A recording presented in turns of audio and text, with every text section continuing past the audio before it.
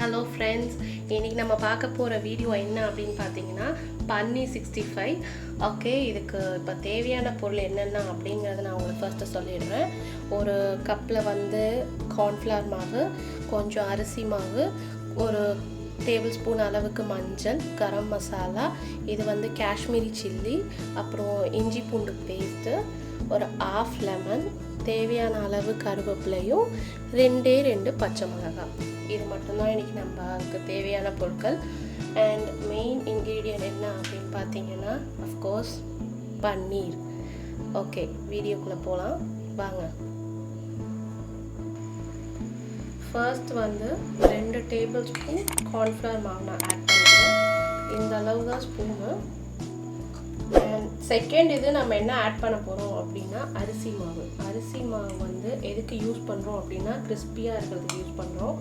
உங்கள்கிட்ட கார்ன்ஃப்ளவர் மாவு இல்லை அப்படின்னா நீங்கள் மைதா கூட யூஸ் பண்ணிக்கலாம். பட் மைதா யூஸ் பண்ணோம் அப்படின்னா அதுக்கு வந்து அவ்வளோவா வந்து அந்த கிறிஸ்பினஸ் கொடுக்காது. அதுக்கு தான் நம்ம கார்ன்ஃப்ளவர் மாவு யூஸ் பண்ணுறோம். சரி, நெக்ஸ்ட்டு வந்து கொஞ்சமாக ஒரு 1/2 டீஸ்பூன் மஞ்சள் பொடி, நெக்ஸ்ட்டு வந்து ஒரு 1/2 டீஸ்பூன் கரம் மசாலா, காஷ்மீரி சில்லி. நான் ஆல்ரெடி பச்சை மிளகாய் வேறு ஆட் பண்ண போகிறேன். ஸோ சில்லி பவுடர் வந்து உங்களுக்கு எவ்வளோ காரம் தேவையோ அவ்வளோ ஆட் பண்ணிக்கோங்க. ஒரு டேபிள் ஸ்பூனுக்கு வந்து நான் வந்து இஞ்சி பூண்டு பேஸ்ட் வந்து ரெடி பண்ணி வச்சுருக்கேன். இதில் வந்து 5 பல்லு பூண்டு யூஸ் பண்ணியிருக்கேன். உங்களுக்கு ஏற்ற இருக்க மாதிரி நீங்கள் யூஸ் பண்ணிக்கலாம்.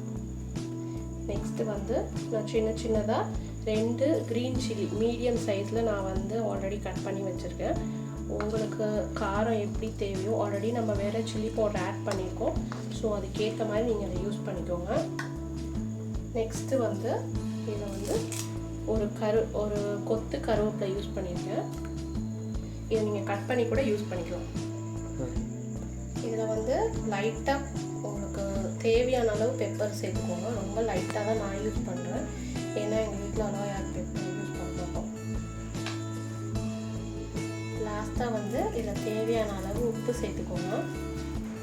அண்ட் நான் ஸ்டார்டிங்கில் சொன்ன மாதிரி இதுக்கு ஒரு 1/2 லெமன் தேவைப்படும். இந்த 1/2 லெமனையும் இப்போ இதில் நான் வந்து மிக்ஸ் பண்ணிக்கிறேன்.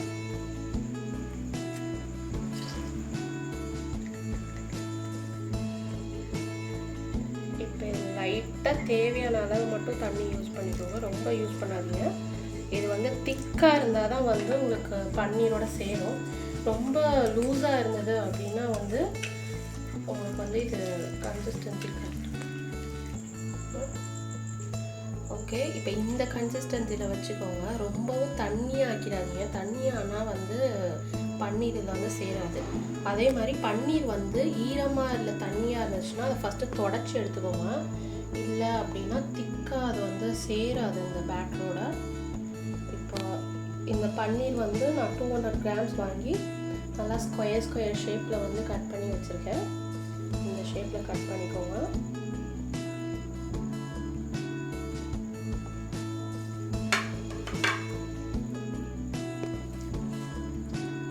நல்லா இந்த பன்னீரை வந்து இதில் ஃபுல்லாக நல்லா மிக்ஸ் பண்ணி எடுத்துக்கோங்க. தண்ணியை நீங்கள் கலந்தீங்க அப்படின்னா இந்த பன்னீரோட சேராது. சேரலைன்னா வந்து உங்களுக்கு திக் பேட்டர் ஆகலை அப்படின்னா உங்களுக்கு வந்து எல்லா பக்கமும் வந்து அந்த டேஸ்ட் கிடைக்காது.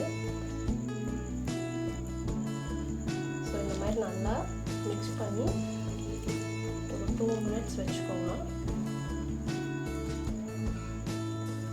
இப்போ வந்து நெக்ஸ்ட்டு வந்து நீங்கள் வந்து ஆயில் வந்து பாயில் பண்ணி வச்சுக்கோங்க. நல்லா ஹீட்டாக இருக்குது, ஸ்லிம்லேயே வச்சுக்கோங்க. ரொம்ப ஹையாக வச்சிட்டிங்க அப்படின்னா வந்து பன்னீர்லாம் ரொம்ப ஹார்டாகிடும். ஸோ சாஃப்டாக இருக்கணும் அப்படின்னா ஸ்லிம்லேயே வச்சு போடுங்க.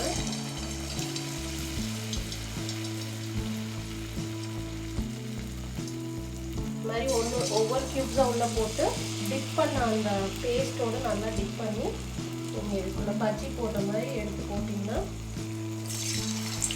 ரொம்ப நேரம் அதே மாதிரி நீங்கள் பாயில் பண்ண வேண்டாம். பன்னீர் சாஃப்ட்னஸ் போயிடும். இந்த மாதிரி நல்லா கோல்டன் ப்ரௌன் ஆனோடனே அதை அப்படியே எடுத்துடலாம். பார்த்தீங்கன்னா நல்லா ப்ரௌன் ஆயிடுச்சு. லாஸ்ட்டாக ஸ்டவ் ஆஃப் பண்ணுங்க. கருவேப்பிலை மட்டும் போட்டுக்கோங்க, நல்லா ஃப்ரை ஆகிற அளவுக்கு.